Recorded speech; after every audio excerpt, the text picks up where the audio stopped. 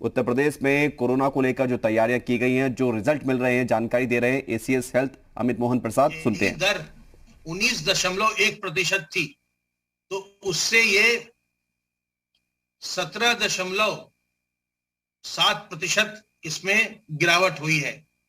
कल यह दर 1.4% थी। जो हमारे कुल 69,828 एक्टिव केसेस हैं, इनमें से 42,653 होम आइसोलेशन में हैं और बाकी के व्यक्ति राजकीय चिकित्सालयों में, गवर्नमेंट और प्राइवेट मेडिकल कॉलेजेस में अथवा निजी अस्पतालों में अपने कोविड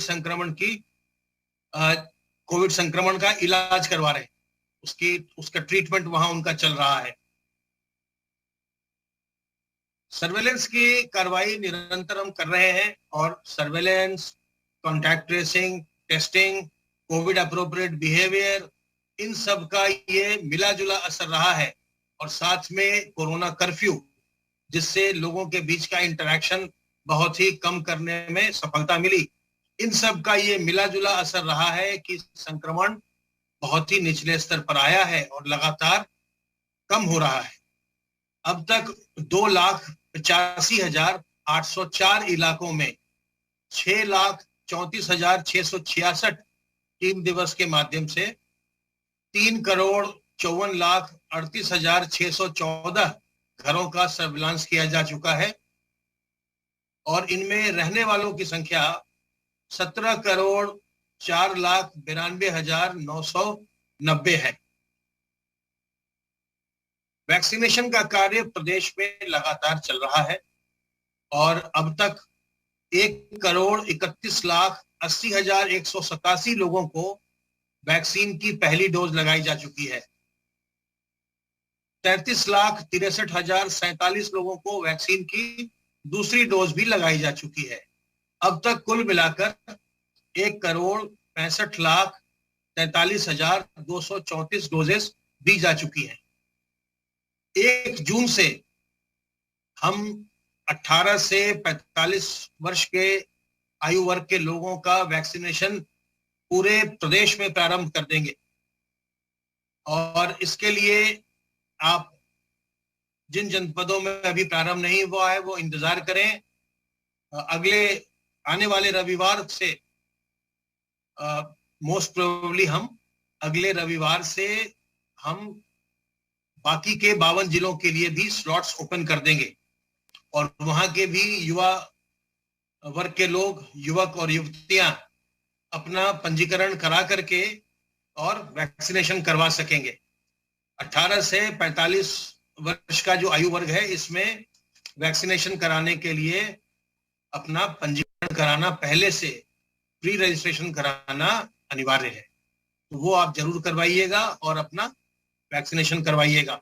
1 जून से प्रदेश के सभी 75 जनपदों में 18 से 45 और 45 से ऊपर आयु के लोगों का वैक्सीनेशन एक साथ प्रारंभ हो जाएगा। चूंकि अभी भी संक्रमण तेज है और हम देख रहे हैं कि अभी भी विभिन्न जनपदों से लगातार संक्रमण के केसेस आ रहे हैं, तो जो सावधानी अपने आपने अभी बरती है, पिछले कुछ समय से अपने मुंह और नाक को ढककर रखा है, सार्वजनिक स्थलों पर अपने आप को लोगों से दूर रखा है, 2 गज से ज्यादा की दूरी आपने मेंटेन की है, अपने हाथ को साबुन पानी से साफ किया है, आपने साफ रखा है ताकि आपके हाथ पर कोई वायरस न रहे। जब आपके हाथ पर वायरस आता है तो वही वायरस जब आप अपने चेहरे को छूते हैं, आंख नाक मुंह को छूते हैं, तो ये वायरस आपके शरीर में चला जाता है। तो अपने हाथ को बिल्कुल साफ रखिए ताकि उस पर कोई विषाणु न हो। तो इस तरह से सतर्क सावधान रह करके आप संक्रमण से दूर रह सकते हैं और अगर आप संक्रमित नहीं होंगे तो आपसे कोई दूसरा व्यक्ति भी संक्रमित नहीं होगा। जो आपके घर के बड़े बुजुर्ग हैं और जो बहुत ही छोटे बच्चे हैं, उनका विशेष ध्यान रखिए। जो हम लोगों ने, जो अभी तक डेटा हमारे पास आया है, 16 लाख से अधिक लोग प्रदेश में जो इन्फेक्ट हुए आज तक, जब उनका हमने डेटा को एनालाइज किया तो ये पाया कि जो लोग बुजुर्ग हैं और जो बहुत ही छोटी उम्र के बच्चे हैं, उनमें ज्यादा जटिलता की संभावना रहती है, इसलिए उन्हें हमें बचाना बहुत आवश्यक है। तो छोटी उम्र के बच्चों को और बुजुर्गों को, और साथ में जो पहले से बीमार या कमजोर व्यक्ति हैं और जो गर्भवती महिलाएं हैं, क्योंकि गर्भवती महिलाओं के लिए अभी हमारे पास कोई टीका भी उपलब्ध नहीं है। जो वैक्सीन उपलब्ध है वो बाकी के 18 वर्ष से ऊपर के सभी लोग ले सकते हैं, और अब तो जो महिलाएं जिनके छोटे बच्चे हैं और जो दूध पिलाती हैं वो भी इस वैक्सीन को ले सकती। जो विशेषज्ञ की टीम है उन लोगों ने इसकी संस्तुति की थी और भारत सरकार ने उसको संस्तुति को स्वीकार कर लिया है। तो जो महिलाएं स्तनपान कराती हैं वो भी वैक्सीन की डोज ले सकती हैं, लेकिन अभी गर्भवती महिलाओं के लिए कोई भी वैक्सीन अभी अलाउ नहीं की गई है, इसलिए गर्भवती महिलाओं को भी संक्रमण से बचा कर रखना बहुत आवश्यक है। तो अगर आप सावधानी बरतेंगे और संक्रमण की श्रृंखला को तोड़ने में अपना योगदान करेंगे तो संक्रमण को निचले हिस्से पर लाने में, निचले स्तर पर लाने में हमें सफलता मिलेगी। सरकार और जनता, सरकार और समाज के सहयोग से ही इस महामारी से निपटा जा सकता है, इसे नियंत्रित किया जा सकता है।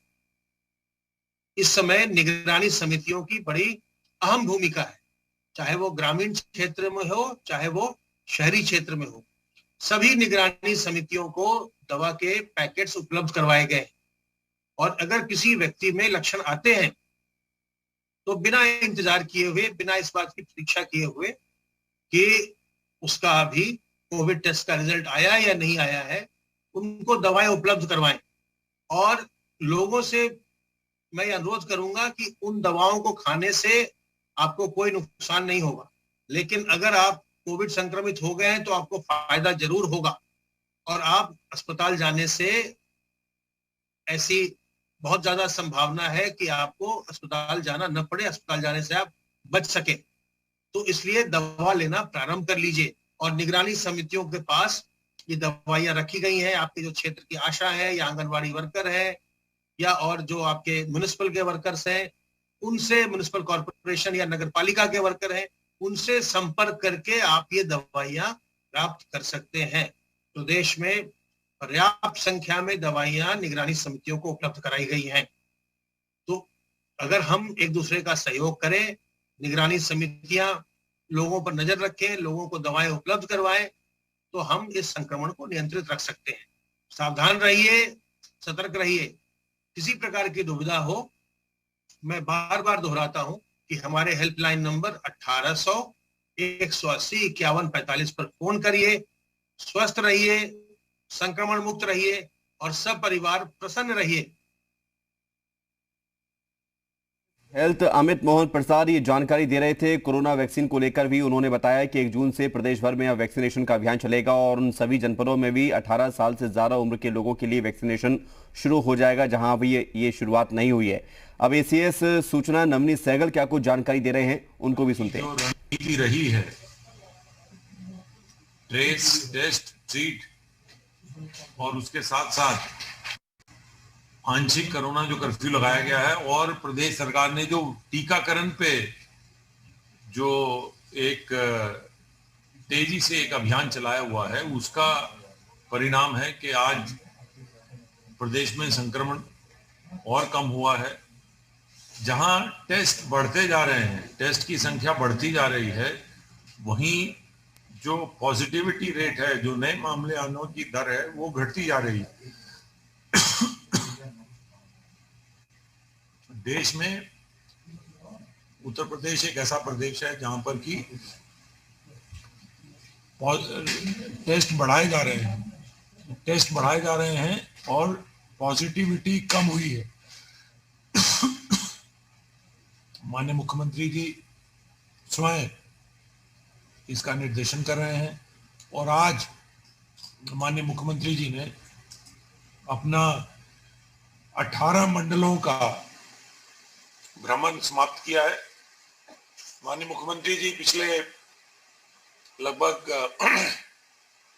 15 दिनों में उन्होंने 18 मंडल और 75 जनपदों का समीक्षा की है। 18 मंडलों का स्वयं जाकर निरीक्षण किया। उसके अलावा लगभग 40 जनपदों में वो स्वयं गए हैं और स्वयं जाकर उन्होंने इंटीग्रेटेड कोविड कंट्रोल रूम देखा है।